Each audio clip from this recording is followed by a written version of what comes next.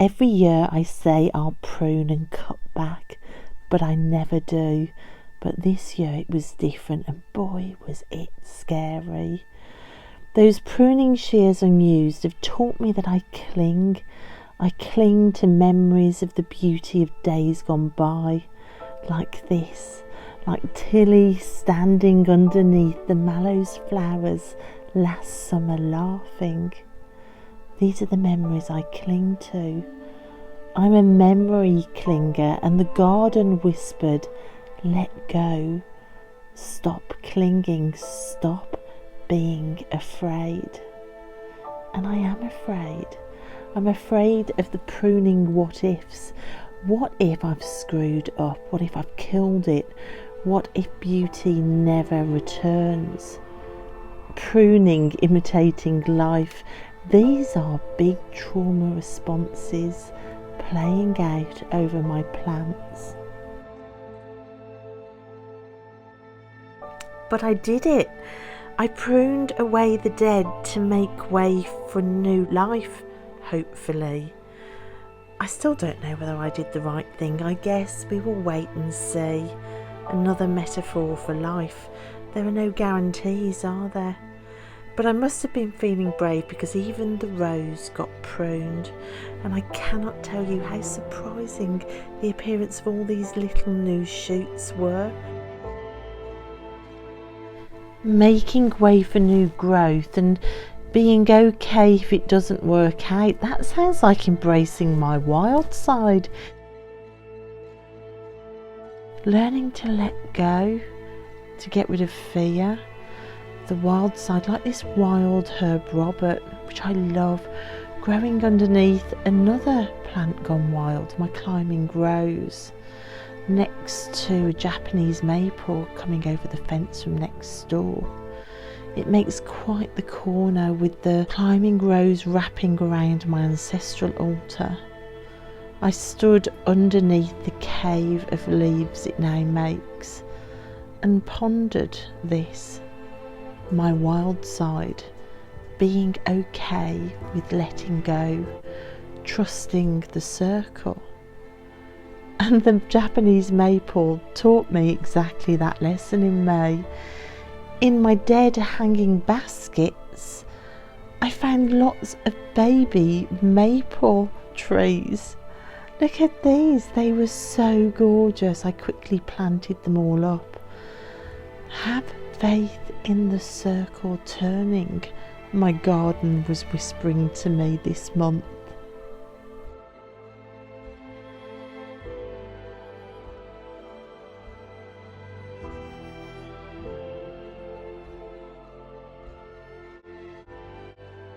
The Kenworth Ivy, now spreading all over the wall, teaches similar lessons as well.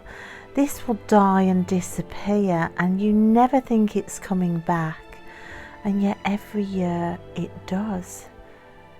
It finds a way.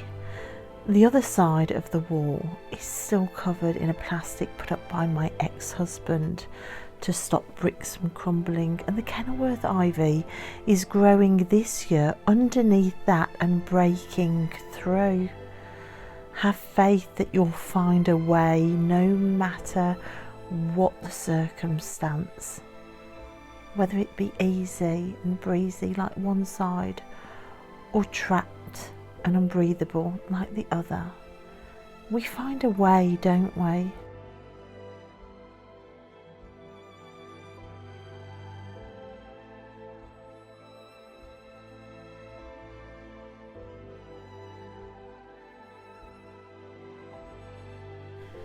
So make way for new growth, cut away the dead, what doesn't serve anymore, and make room for your garden, for flowers, and for yourself. For me, part of that, I think, has been accepting that things don't always go right, but you'll survive. The holes in the ground and my dogs constantly causing problems in the gardens are lessons in acceptance weekly. Gardening with lurchers is a funny old game. I'm constantly surrounded by Wacky Tails and their naughty souls, and it's tricky, but I don't think I'd have it any other way. Pigeon chasing, fence breaking, hole digging, and yet I turn around and there's always a dog keeping me company, and it's just wonderful. I had to bring out the unicorn and move its position to try and stop the dogs from trampling over this little piece of garden here. If there is garden to trample, believe me, they will find a way to trample it. But remember, we're embracing our wild side this month. Just like this wild garlic, this grows in my woods, and the fact that it's growing now in my garden delights my soul. It feels like the wild's coming in, and I see it growing here. Look, there it is again, down the side of what hopefully I'll turn into a nice woodland path coming past the vegetable garden. The top of the garden where I am now is of course the wildest part, so this wildflower fits right in. I love it popping up in the corners of the garden. My vegetable garden, I've actually been working in this month. The gate that I made last year has fared really well. The papers and the pictures and the colours still vibrant, and I love it. The dogs, not quite so much.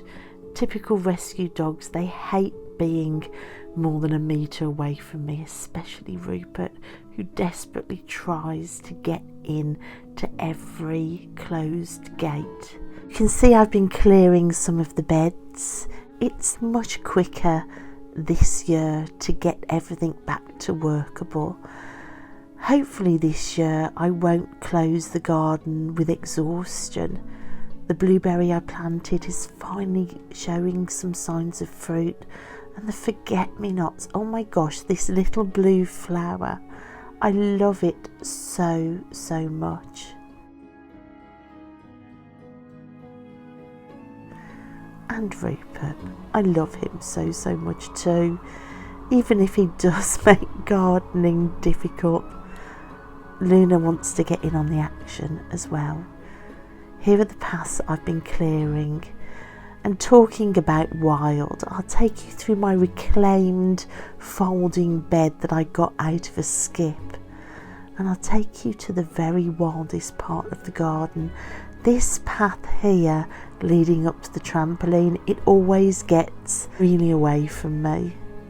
And up here at the very top of the garden, seas and oceans full of forget-me-nots. It literally looks like a stream now of blue where a path once was, and I love it. Up here, I cannot believe this garden now. I haven't tidied it at all, but look at this fern. This was a tiny seedling that appeared last year, and now it's like a vortex to a green universe, and it's so stunning against that deep red. And I see a Wacky Tail somewhere where it shouldn't be. How on earth has he got into that vegetable garden? You watch the moment his ears go back. Did you see it? He realised I was cross with him. He will get in anywhere. I just don't know where he's got in. I think he has worked out how to open the gates. So out I go with the lurcher who shouldn't be in here. So from the wild of the top garden to the wild of this grass that I just let go rampant this year. It's again sculptural and beautiful, I think. As is this. I think this is my favourite bit of the garden. Wild geranium with its incredible seed pods. Look at this. I love this plant so much. with a nettle in the background next to a red veined dock. Really wild plants, and yet a sculptural feast for the eyes.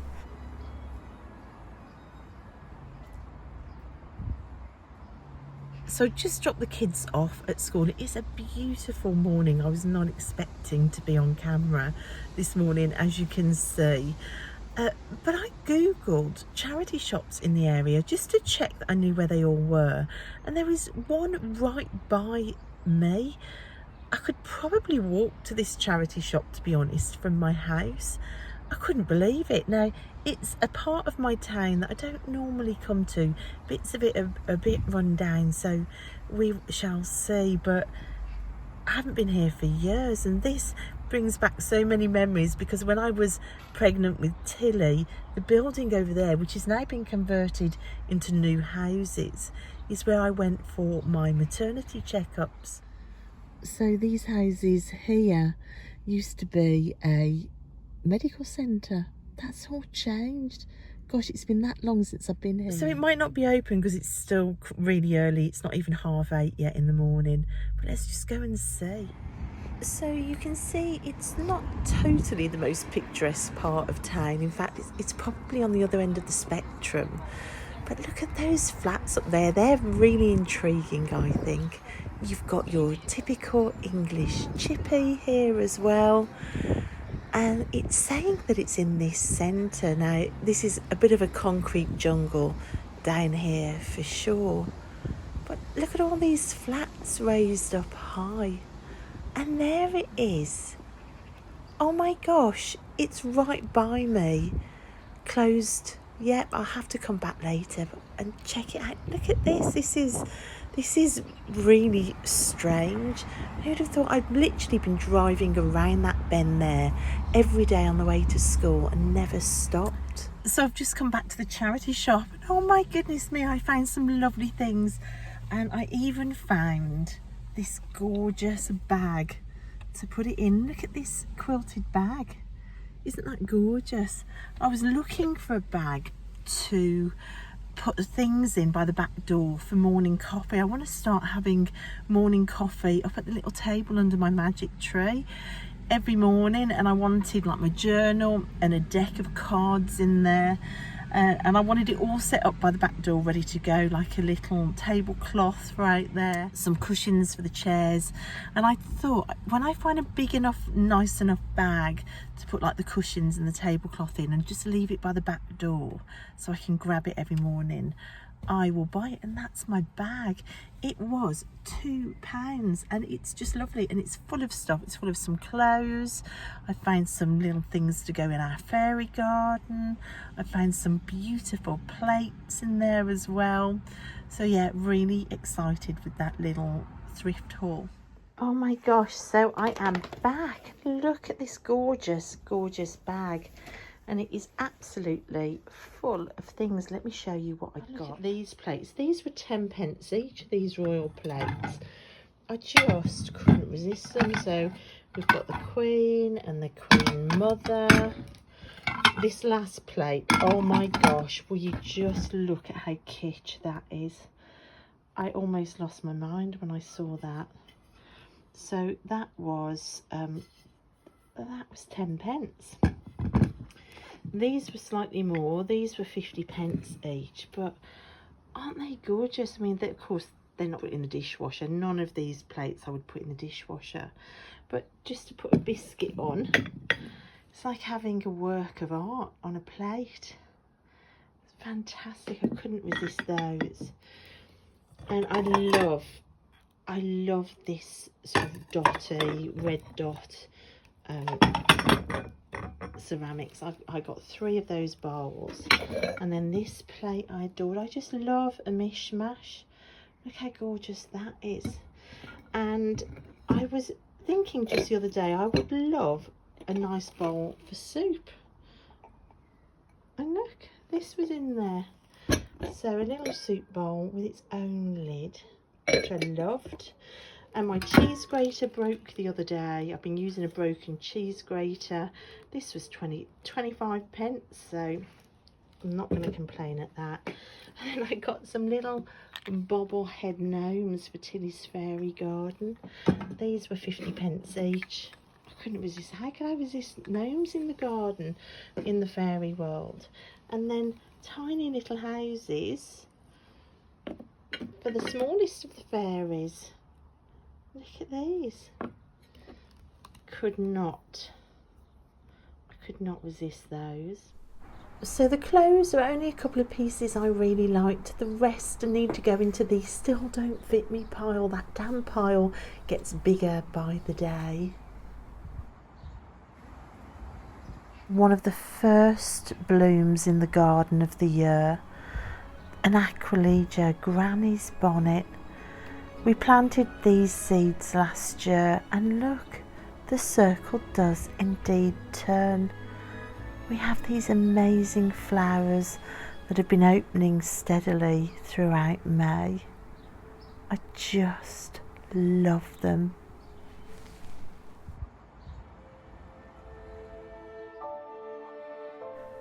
So the circle turns, as does the demands. There are corners I haven't got to. This garden is full of work and jobs to be done. Like today, the job today is to clear Tilly's secret garden and to clear the brambles away around the back of the greenhouse. To clear this so that she's got somewhere to plant wildflower seeds. You can see I'm digging out patches ready for sunflowers to go in, ready for Tilly to sprinkle those wildflowers. I've also made space for some new plants I've bought. I've left the oxeye daisies and the yarrow that are coming through, but I wanted a little bit more structure amongst that madness. So in the sale, for £5 each instead of £10 each, I brought 2 hydrangeas, which is a risk because I tend to kill hydrangeas, but I'm giving it another go. I'm going to trust. And in they go. I just think that it adds structure. And then, amazingly, a red vein dock had self-seeded. So that went in as well. We have space now waiting for seeds. I think Tilly will be pleased. All the brambles are gone as well around the greenhouse. I can finally get all the way around. I can even get to my broken plates I've been collecting for Mosaic that one day might happen in the garden. Oh, it's a beautiful day today. So those broken Mosaic plates, at some point I will mosaic with them, but I always get distracted by weather like this. It's glorious today.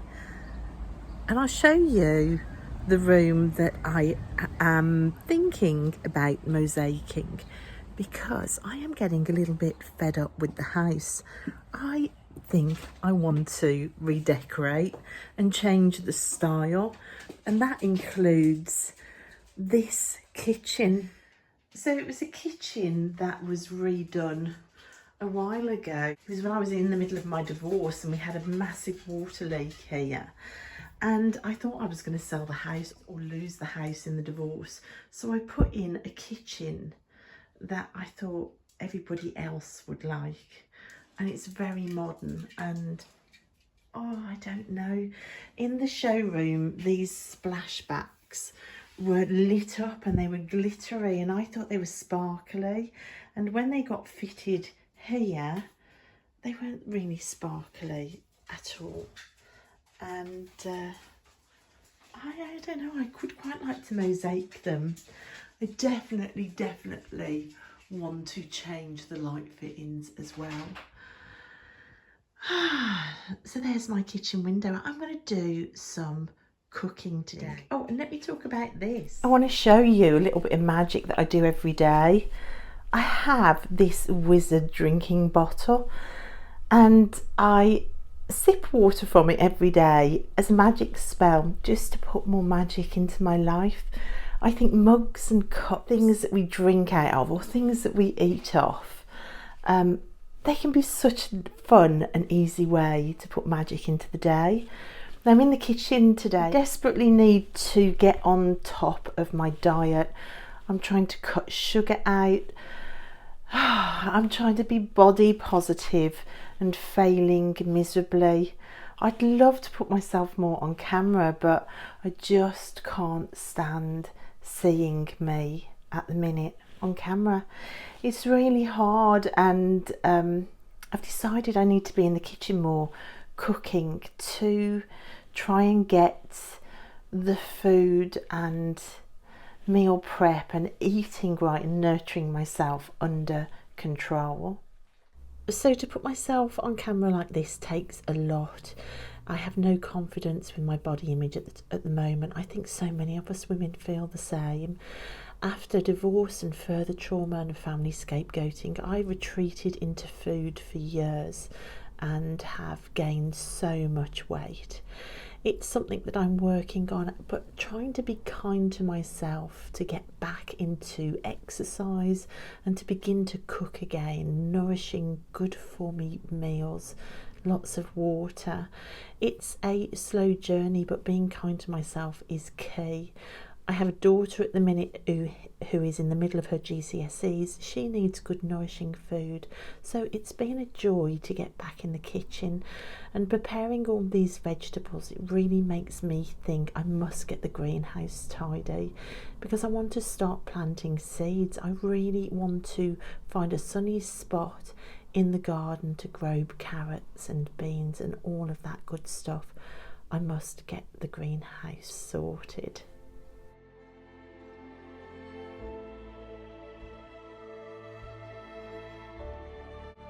And planting seeds we did this month. We have rosemary. There is endless sunflower seeds in there of different varieties, including seeds that I found that were out of date in 2015. Let's just see if they grow. There's zinnias, there's echinacea in here, there's aquilegia, there's all sorts planted. It's nice to get back in the greenhouse again. I didn't really use it last year. I think I was lost in depression really last year. The fact that the greenhouse is open again says a lot to me. So embrace your wild, the garden says. Get back up and fight another day.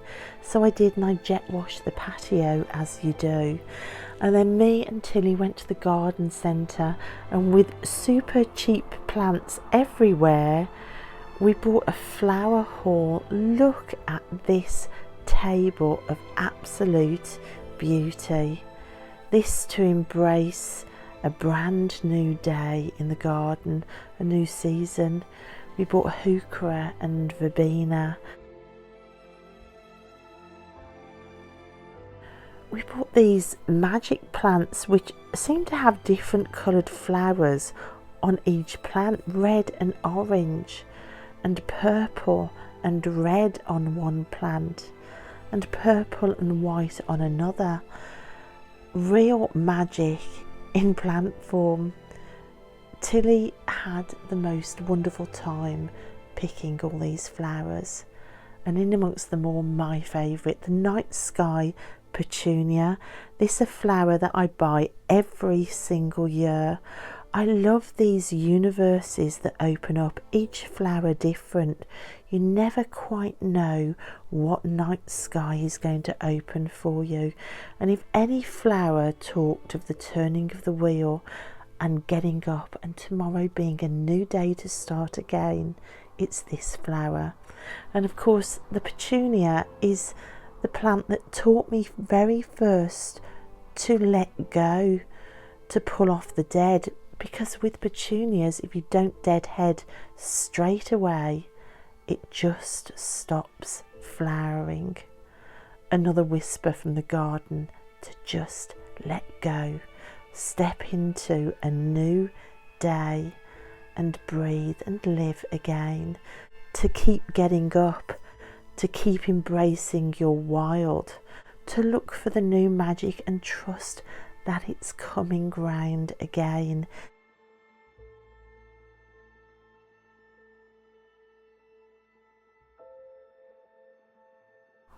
My garden has whispered it to me all month. It's whispered to me to let go of fear. And with each of these new plants that I've planted, with each scarlet bloom, and with each busy bumblebee, the gardener's whispered, "You're safe." The unknown is scary, yes, but you are safe. You can grow, you can cut away, you can let go of the dead. I think any fear is a way of trying to control the world, to make yourself safe. Fear is the byproduct of feeling unsafe. Each of these flowers has the mantra, "You are safe."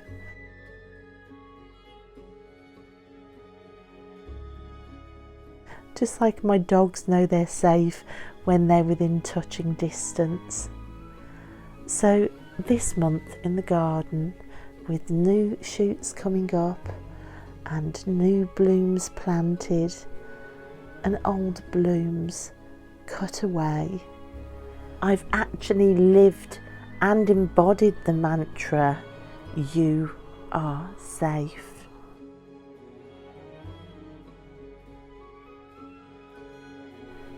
The gardeners whispered to me that I am deeply grounded, deep, deep down in the earth. Safe and rooted. It's okay to cut away to make new space. Change doesn't need to be feared, for the circle always rolls around. And as birthday planters get planted and dogs teach me acceptance, that life doesn't have to be perfect to feel safe, and that fear can still be around and we can be safe. I give thanks to my garden. It allows me to commune with my fear. It teaches me things. It heals me.